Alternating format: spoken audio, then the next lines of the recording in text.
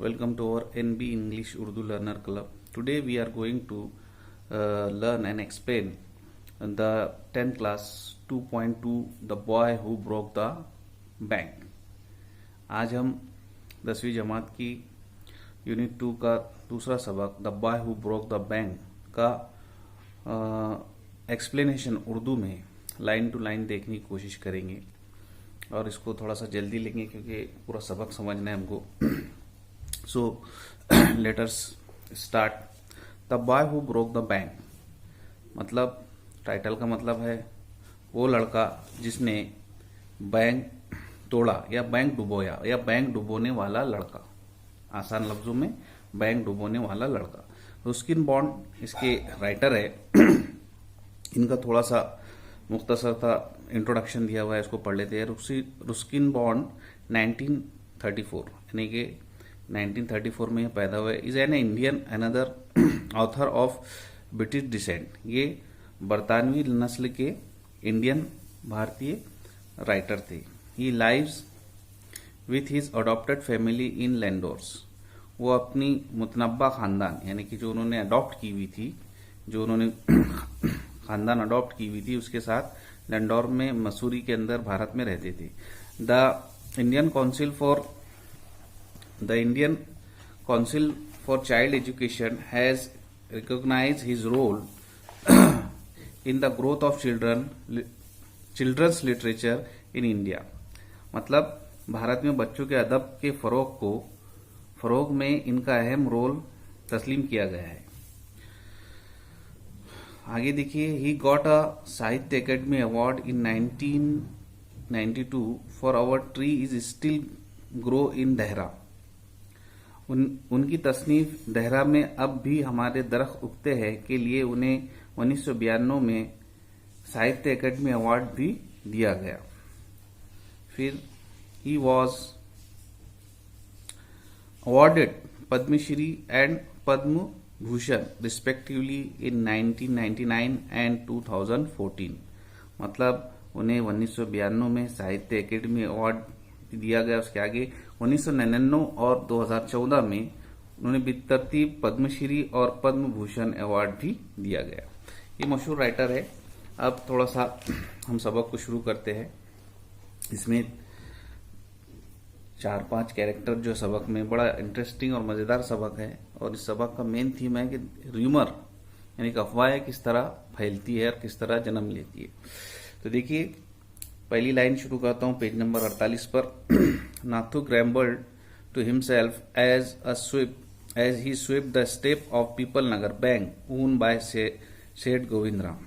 नाथू ने खुद से बड़बड़ाते हुए पीपल नगर बैंक की सीढ़ियों को साफ किया ने झाड़ा जो सेठ गोविंदराम की थी. He used the small broom hurriedly and carelessly and the dust after rising in a cloud above his head settle down again on the step. उसने लापरवाही से और बड़ी जल्दी से छोटी झाड़ू से सीढ़ियों को झाड़ा और उसकी जो गुबार थी, जो धूल थी, उसके सर के ऊपर उड़ रही थी और बाद में दोबारा उस सीढ़ियों पर आ रही थी. जिस तरह से आम जो स्वीपर लोग रहते हैं, हम रास्तों पर देखते हैं, साफ ऐसे करते हैं जैसे कि वापस वो धूल को बुला रहे हैं. तो इस तरह से इसमें भी वैसी कहा गया है. देखिए. As Nathu was banging his pan again the dustbin Sitaram the washerman's son's pass away. As Nathu was banging his pan. Pan बोले तो तवा यानी कि जो डस्टबिन के ऊपर का ढक्कन रहता है ना, उसको पैन कहा गया है, पैन कहा जाता है.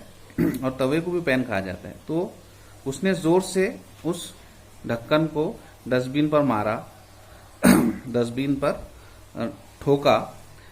अब उतने में सीताराम द वॉशर्समैन सन, जो धोबी का लड़का था, वॉशर्समैन बोले तो कपड़े धोने वाला या प्रेस करने वाला, उसका लड़का था, पास अवे गुजरा.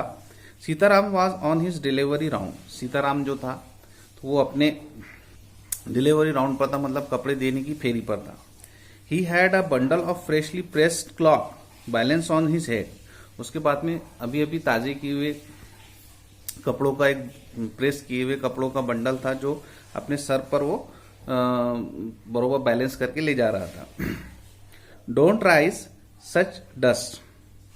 धूल मत उड़ाओ, मतलब इस तरह धूल मत उड़ाओ। He called out to Nathu, उसने नाथू को कहा, आर यू अनाइड, क्या तुम नाराज हो, because they are still refusing to pay you an extra 2 rupees a month. देखिए पूरा इसको समझ लीजिए जुमले को। Are you annoyed because they still refusing to pay you an extra 2 rupees a month, क्या तुम नाराज हो क्योंकि उन्होंने अभी भी तुमको एक्स्ट्रा 2 रुपए पर मंथ देने से इनकार कर दिया है। देखिए थोड़ा अधूरा जुमला है, अब आगे इसका पूरा मतलब खुलासा हो जाता है। I don't wish to talk about it, I don't wish to talk about it, complained the sweeper boy. Sweeper boy जो झाड़ू मारने वाला जो लड़का था, तो उसने कहा कि मैं इसके बारे में बात नहीं करना चाहता।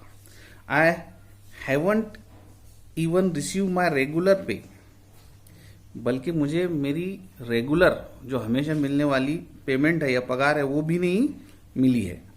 And this is the 20th of a month, अब 20 तारीख आ चुकी है मंथ की। Who would think a bank would hold up a poor man salary, कौन ये सोच सकता है कि बैंक ने एक गरीब इंसान की तनख्वाह को रोका है, कौन ये सोच भी नहीं सकता। As soon as I get my money I am off, जैसे ही मुझे मेरी पैसा मिलेगा मैं काम छोड़ दूंगा। आई एम ऑफ, यहाँ एक्सक्लेमेटरी निशान भी है। आई एम ऑफ मतलब मैं चले जाऊंगा या काम छोड़ दूंगा। ये किसने कहा, नाथू ने कहा। Not another week I work in this place, बल्कि एक हफ्ता भी मैं, इसके बाद का एक हफ्ता भी मैं यहाँ काम नहीं करूंगा। And Nathu bang a pan against the dustbin several time just to emphasise his point and giving himself confident. Nathu ने कई बार वो जो ढक्कन था डस्टबिन का, कूड़ेदान का, उस पर वो तवे को या ढक्कन को मारा, कई बार मारा। क्यों मारा, ताकि अपनी बात पर जोर दिया जा सके। यानी कि एम्फेसाइज करना मतलब लोगों का ध्यान अपनी तरफ खींचना। किसी बात को अपन जोर देके कहते हैं ना, तो कोई चीज को ऐसा ठोक कर या पट कर कहते हैं। इस तरह उसने भी कई बार वो तवे को या डस्टबिन के ढक्कन को डस्टबिन पर मारते हुए कहा। देखिए नेक्स्ट पैराग्राफ, पेज नंबर 49 पर का दूसरा paragraph. Well I wish you luck, तुम्हारे लिए मैं दुआ करता हूं। वेल ठीक है, आई विश यू लक, मैं तुम्हारी जानिब नेक तमन्नाएं देता हूं। सेठ सीताराम, सीताराम ने कहा। सीताराम कौन है, धोबी का लड़का है।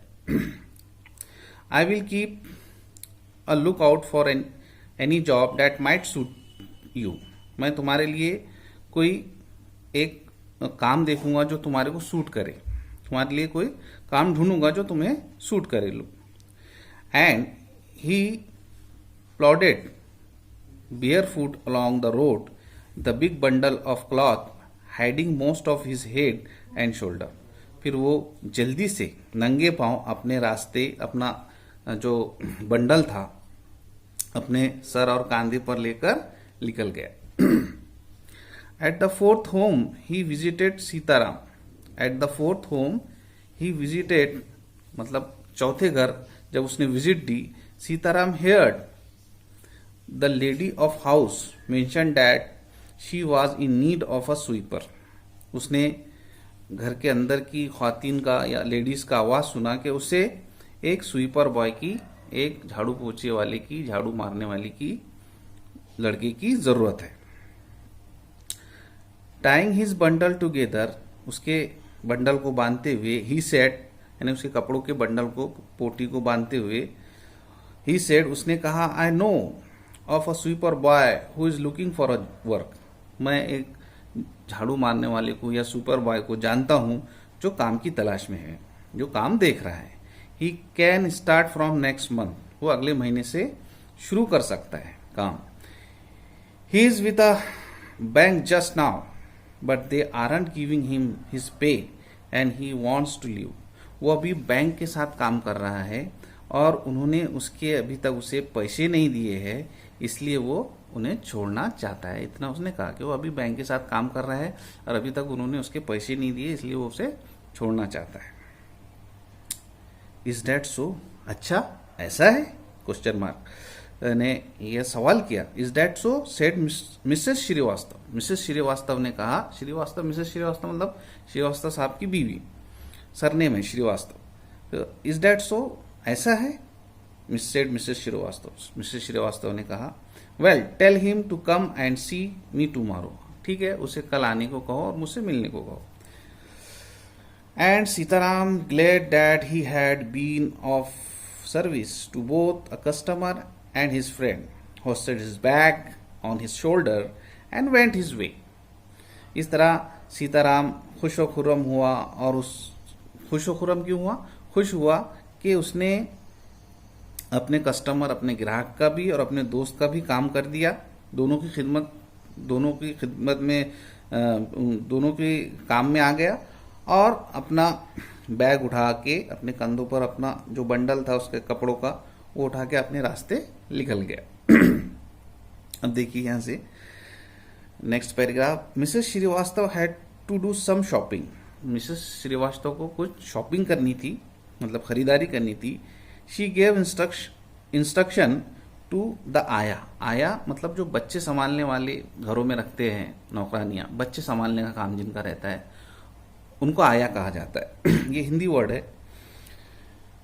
She give the instruction to the ayah about looking after the baby. उसने आया को नसीहतें दी, इंस्ट्रक्शन दी कि बच्चे का ख्याल रखना, एंड कुछ नसीहतें दी बच्चे का ख्याल रखने के बारे में।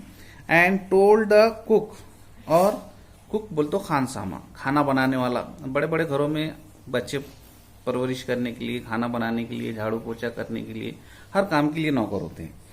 तो इनके यहाँ का जो नौकर कुक थी या था, जो भी, and told the cook not to be late with the mid day meal, और अपने खानसामा को कहा कि अब दोपहर का खाना बनाने में देरी नहीं करना, ऐसी इंस्ट्रक्शन उसने दी। Then she set out for the Peepal Nagar market place to make her customary tour of a cloth shops. फिर वो पीपल नगर मार्केट के लिए निकल गई, जहां वो हमेशा अपनी customary tour of cloth shop, customary tours बोल दो, यूजुअल, हैबिचुअल, अक्सर औरतों को आदत रहती है मार्केट जाते हैं कुछ काम के लिए, और उसके साथ साथ कस्टमरी मतलब एक, मतलब जिसको बोलते हैं हम यूजुअल, इसमें मीनिंग दी है कस्टमरी की, यूजुअल, हैबिचुअल, जो आदत रहती है इंसान की कि एक काम के साथ दूसरे मार्केट में कपड़े भी देख लेना। खासतौर पर कपड़ों की दुकानों पर जो औरतें जाती है, ये मतलब लेने जाती सब्जी तरकारी वगैरह, लेकिन कपड़ों की दुकान पर भी अपना एक दौरा लगा के आ जाती, टूर करके आ जाती, जिसको इंग्लिश में विंडो शॉपिंग भी कहा जाता है। मतलब लेना नहीं रहता, सिर्फ देखना रहता। तो then she set out for the Peepal Nagar market place to make her customary tour of the cloth shop. मतलब फिर वो पीपल नगर मार्केट की तरफ निकल गई, जहां उसे अपनी हमेशा की यूजुअल मतलब जो थी कस्टमरी, मतलब यूजुअल खरीदारी जो कपड़ों की दुकान पर वो जाके देखती थी, वो करनी थी।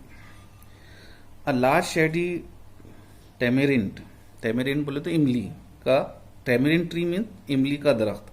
अ large shady tamarind tree grow at one end of a bazaar, मतलब बाजार के कोने में बहुत घना सायादार दरख्त था इमली का।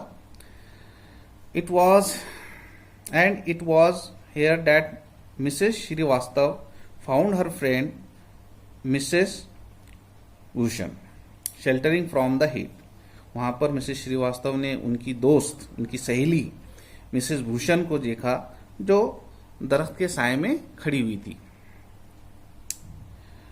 Mrs Bhushan was fanning her self with a large handkerchief, मतलब बड़ी दस्ती से मिसेस भूषण फैनिंग कर रही थी, मतलब अपनों को गर्मी से अपन बैठते कि थोड़ा हवा करते हुए, तो अपने आप को हवा कर रही थी।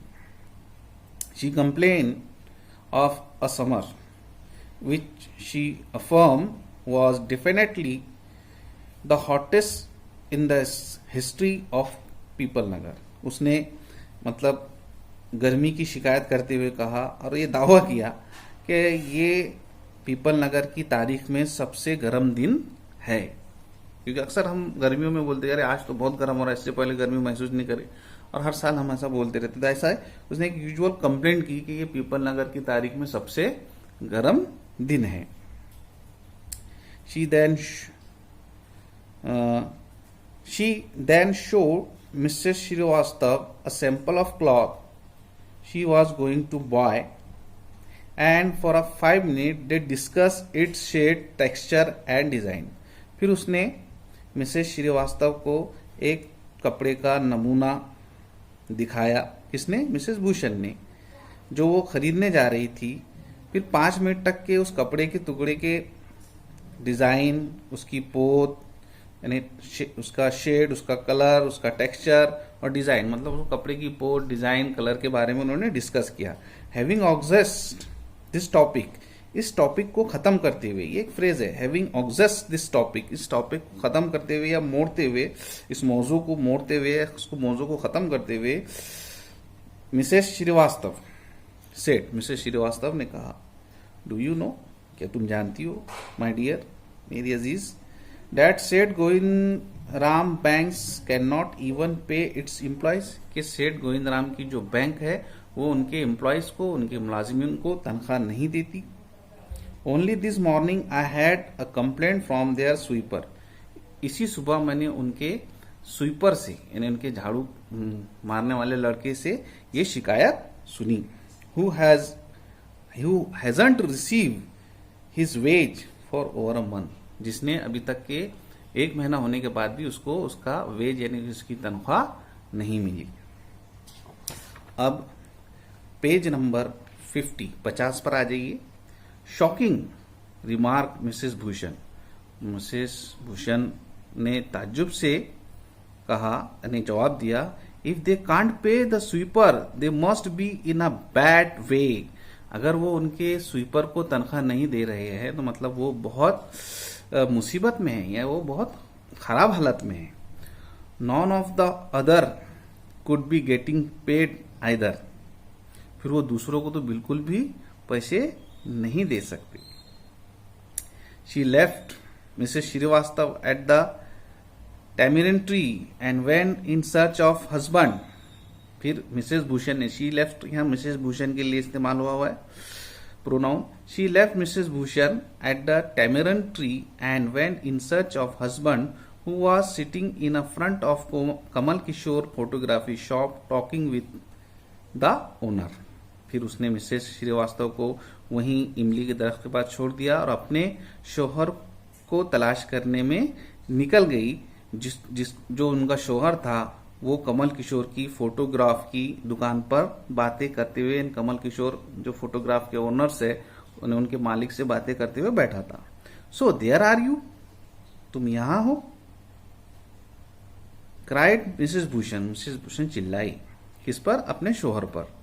आई have been looking for you for almost an hour, मैं तुमको तकरीबन 1 घंटे से ढूंढ रही हूं। अब देखिए यहां पर उन्होंने थोड़ा झूठ बोले, जबकि वो बातें कर रही थी दरख्त के पास, लेकिन क्या बोल रही कि तुम यहां हो, मैं तुम्हें 1 घंटे से ढूंढ रही थी। वेयर डिड यू डिसअपियर, कहां गायब हो गए थे तुम? सिर्फ देखिए उसके बाद नेक्स्ट होगा, now here replied mister Bhushan, अब मिसेस भूषण ने उनके शोहर ने, मिसेस और मिस्टर भूषण ने जवाब दिया, had you remained stationary in one shop, देखिए had you remained stationary in one shop I might have found you, क्या तुमको वो स्टेशनरी की दुकान पर रुकते हुए नहीं देखा था? मैं I might have found you but you go from one shop to another like bee in a flower garden, वो बोले मैंने तुमको एक स्टेशनरी की शॉप पर रुकते हुए देखा था, लेकिन तुम एक दुकान से दूसरी दुकान इस तरह गई जैसा कि एक मक्खी या शहद की मक्खी एक फूल से दूसरे फूल पर जाती है, ऐसा उन्होंने मिसाल देके समझाई। Don't start grumbling, the heat is trying enough, I don't know what's happening to Peepal Nagar, even the banks about to go bankrupt, देखिए, डोंट स्टार्ट ग्रम्बलिंग, मुझ पर चिल्लाना बंद करो। The heat is trying enough, धूप बहुत ज्यादा है, गर्मी बहुत बढ़ चुकी है। आई डोंट नो, मैं नहीं जानती। What happening to Peepal Nagar, Peepal Nagar में क्या हो रहा है। Even the banks about to go bankrupt, बल्कि बैंक भी अब बैंकरप्ट हो चुका है। यानी कि गर्मी भी बढ़ गई, तो मेरे को ये भी नहीं मालूम कि बैंक भी बैंकरप्ट हो गया।